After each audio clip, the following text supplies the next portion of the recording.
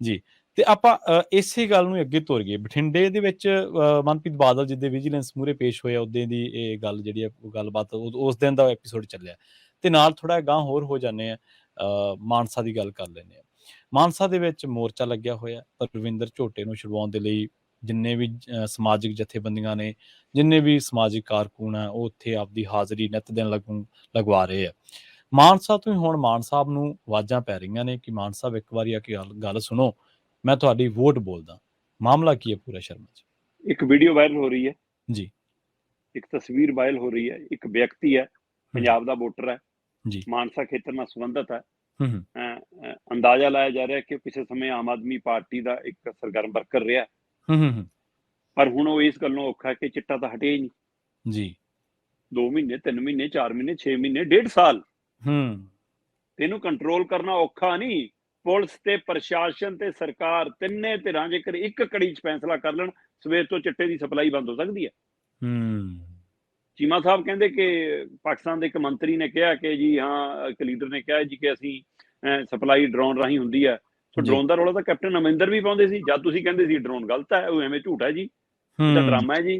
ਹੁਣ ਤੁਸੀਂ ਕਹਿ ਰਹੇ ਹੋ ਕਿ ਇਹ ਸਿਰਫ ਲੋਕਾਂ ਨੂੰ ਮੂਰਖ ਬਣਾਉਣ ਲਈ ਹੈ ਜਾਂ ਸੱਚਮੁੱਚ ਹੈ? ਜੇ ਸੱਚਮੁੱਚ ਹੈ ਫਿਰ ਕੇਂਦਰ ਸਖਤੀ ਕਿਉਂ ਨਹੀਂ ਕਰਦਾ? ਉਹ ਤਾਂ 50 ਕਿਲੋਮੀਟਰ ਦਾ ਬਾਰਡਰ ਸਾਡਾ ਦੱਬੀ ਬੈਠਾ ਜੀ, ਜੀ, ਤੇ ਫਿਰ ਪਾਕਿਸਤਾਨ ਤੋਂ ਆ ਕੀ ਮੇਰਿਆ। ਪਰ ਇੱਧਰ ਇਹ ਵਿਅਕਤੀ ਕਹਿੰਦਾ ਜੀ ਮੈਨੂੰ ਨਹੀਂ ਪਤਾ ਦੇਸ਼ 'ਚ ਕੀ ਹੁੰਦਾ, ਮੈਨੂੰ ਨਹੀਂ ਪਤਾ ਦੁਨੀਆ 'ਚ ਕੀ ਹੁੰਦਾ, ਮੈਨੂੰ ਨਹੀਂ ਪਤਾ ਬਾਰਡਰ ਤੋਂ ਆਉਂਦਾ ਕਿੱਥੋਂ ਆਉਂਦਾ, ਪਰ ਸਾਡੇ ਇਲਾਕੇ 'ਚ ਘਰ ਘਰ ਚਿੱਟਾ ਮਿਲਦਾ ਜੀ। ਕਹਿੰਦਾ ਠੀਕ ਹੈ, ਅੱਛਾ, ਤੇ ਸਪਲਾਈ ਨਹੀਂ ਰੁਕੀ। ਕਹਿੰਦਾ ਫਿਰ ਮੈਂ ਦੱਸੋ ਕੀ ਕਰਾਂ। ਸੋ ਇਸ ਲਈ ਉਸ ਬੰਦੇ ਨੇ ਆਪਣਾ ਰੋਸਾ ਪ੍ਰਗਟਾਉਣ ਦਾ, ਮੁੱਖ ਮੰਤਰੀ ਤੱਕ ਆਪਣਾ ਸੁਨੇਹਾ ਪਹੁੰਚਾਉਣ ਦਾ ਇੱਕ ਨਵੇਕਲਾ ਤਰੀਕਾ ਕੱਢਿਆ। ਠੀਕ ਹੈ, ਉਹਨੇ ਅੱਧਾ ਧੜ ਆਪਣਾ ਨੰਗਾ ਕਰਕੇ ਛਾਤੀ ਦੇ ਉੱਤੇ ਵੀ ਤੇ ਆਪਣੀ ਢੂਹੀ ਪਿੱਠ ਦੇ ਉੱਤੇ ਵੀ, ਹੈ ਨਾ, ਉਹ ਬੋਲ ਲਿਖੇ ਨੇ ਤੇ ਉਹਨੇ ਬਕਾਇਦਾ ਛਾਤੀ ਤੇ ਲਿਖਿਆ, ਭਗਵੰਤ ਮਾਨ ਜੀ ਮਾਨਸਾ ਆਓ, ਮੈਂ ਇੱਕ ਗੱਲ ਕਰਨੀ ਹੈ। ਠੀਕ ਹੈ, ਤੇ ਪਿੱਠ ਪਿੱਛੇ ਲਿਖਿਆ ਮੈਂ ਤੁਹਾਡੀ ਵੋਟ ਬੋਲਦੀ ਹਾਂ। ਉਹ ਅੱਛਾ। ਸੋ ਇਹ ਉਹਨੇ ਮੋਟਾ ਕਰਕੇ ਲਿਖਿਆ ਤੇ ਉਹ ਮਾਨਸਾ ਦੇ ਬਾਜ਼ਾਰਾਂ 'ਚ, ਮਾਨਸਾ ਦੀਆਂ ਗਲੀਆਂ 'ਚ, ਮਾਨਸਾ ਦੀਆਂ ਬੀਹਾਂ 'ਚ, ਮਾਨਸਾ ਦੀ ਕਚਹਿਰੀਆਂ 'ਚ, ਮਾਨਸਾ ਦੇ ਬੱਸ ਅੱਡੇ ਤੇ, ਹਰ ਥਾਂ ਚੌਂਕ ਚੌਰਾਹੇ 'ਚ ਘੁੰਮ ਰਿਹਾ। ਠੀਕ ਹੈ, ਤੇ ਉਹ ਕਹਿੰਦਾ ਮੈਨੂੰ ਉਮੀਦ ਆ ਕਿ ਮਾਨ ਸਾਹਿਬ ਮੇਰੀ ਗੱਲ ਸੁਣਨਗੇ ਤੇ ਆ ਕੇ ਮੇਰੇ ਨਾਲ ਗੱਲ ਕਰਨਗੇ। ਅਜੇ ਵੀ ਉਮੀਦ ਆ ਉਹਨੂੰ। ਸੋ ਮੈਂ ਕਹਿੰਦਾ ਉਹਦੀ ਉਮੀਦ ਕਿਉਂ, ਪੂਰੇ ਪੰਜਾਬ ਦੀ ਉਮੀਦ ਪੂਰੀ ਹੋ ਜਾਵੇ ਜੇ ਪੰਜਾਬ 'ਚੋਂ ਚਿੱਟਾ ਮੁੱਕ ਜਾਵੇ। ਇਹ ਪੂਰੇ ਪੰਜਾਬ ਨੂੰ ਉਮੀਦ ਸੀ, ਕਿਸੇ ਸਮੇਂ ਪੰਜਾਬ ਨੂੰ ਉਮੀਦ ਸੀ ਕਿ ਪੰਜਾਬ ਦੇ ਮਸਲਿਆਂ ਦੇ ਲਈ, ਪੰਜਾਬ ਦੇ ਜਵਾਨੀ ਦੇ ਲਈ ਬਾਦਲ ਟੱਬਰ ਬਹੁਤ ਫਿਕਰ ਕਰਦਾ। ਬਹੁਤ ਉਮੀਦਾਂ ਕੀਤੀਆਂ, 2-2 ਵਾਰ ਜਿਤਾਏ ਅਗਲੇ ਨੇ ਲਗਾਤਾਰ। ਫਿਰ ਲੱਗਿਆ ਕਿ ਨਹੀਂ, ਆ ਗੁਟਕਾ ਸਾਹਿਬ ਤੇ ਹੱਥ ਰੱਖਤਾ, ਇਹ ਤੋਂ ਬੜਾ ਭਰੋਸਾ ਕੀ ਕਰਾਂਗੇ। ਤੇ ਗੁਟਕਾ ਸਾਹਿਬ ਤੇ ਹੱਥ ਰੱਖ ਕੇ ਮੁਕਰ ਗਏ ਤੇ ਅੱਜ ਕਿੱਥੇ ਨੇ ਫਿਰ ਦੇਖ ਲਓ।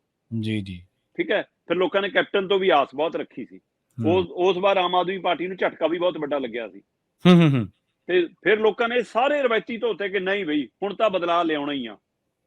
ਤੇ ਬਦਲਾਅ 1.5 ਸਾਲ 'ਚ ਬਦਲ ਗਿਆ ਜੀ। ਪਹਿਲੇ ਦਿਨ ਤੋਂ ਬਦਲ ਗਿਆ। ਅਗਲੇ ਤਾਂ ਆਪਣੇ ਮੰਤਰੀ ਸੰਤਰੀ ਰੋਜ਼ ਫਸ ਰਹੇ ਨੇ, ਰੋਜ਼ ਮਸਲੇ ਉਲਝ ਰਹੇ ਨੇ, ਹੈ ਨਾ। ਤੇ ਇਸ ਲਈ ਇਹ ਨੰਗਾ ਧੜ ਮਾਨਸੇ ਦਾ ਇੱਕ ਕੁਲਵੰਤ ਸਿੰਘ ਨਾਂ ਦਾ ਵਿਅਕਤੀ ਨਹੀਂ, ਪੰਜਾਬ ਨੰਗਾ ਧੜ ਹੋ ਕੇ ਖੜਾ ਹੈ ਕਿ ਭਾਈ ਢੱਕ ਹੁੰਦਾ ਹੈ, ਪੰਜਾਬ ਦੀ ਲਾਜ ਬਚਾ ਲਓ ਜਿਹਦੇ ਲਈ ਤੁਹਾਨੂੰ 92 ਨੂੰ ਚੁਣਿਆ। ਤੇ ਪਰ ਅਫਸੋਸ ਇਹਦੇ ਉੱਤੇ ਡੱਕਾ ਕੰਮ ਨਹੀਂ ਹੋ ਰਿਹਾ। ਕੱਲਾ ਮਾਨਸਾ ਕਿਉਂ, ਪੰਜਾਬ ਦੇ ਹਰ ਜ਼ਿਲ੍ਹੇ 'ਚ, ਹਰ ਪਿੰਡ 'ਚ, ਹਰ ਗਲੀ 'ਚ ਹੋਮ ਡਿਲੀਵਰੀ ਹੋ ਰਹੀ ਹੈ ਚਿੱਟੇ ਦੀ। ਔਰ ਨਾ ਪਹਿਲੀਆਂ ਸਰਕਾਰਾਂ ਨੇ ਇਹਦੇ ਤੇ ਕੰਮ ਕੀਤਾ, ਨਾ ਹੁਣ ਵਾਲੀ ਕਰ ਰਹੀ ਆ। ਉਸੇ ਤਰ੍ਹਾਂ ਤੰਤਰ ਜਾਰੀ ਆ। ਜੀ, ਬਿਲਕੁਲ।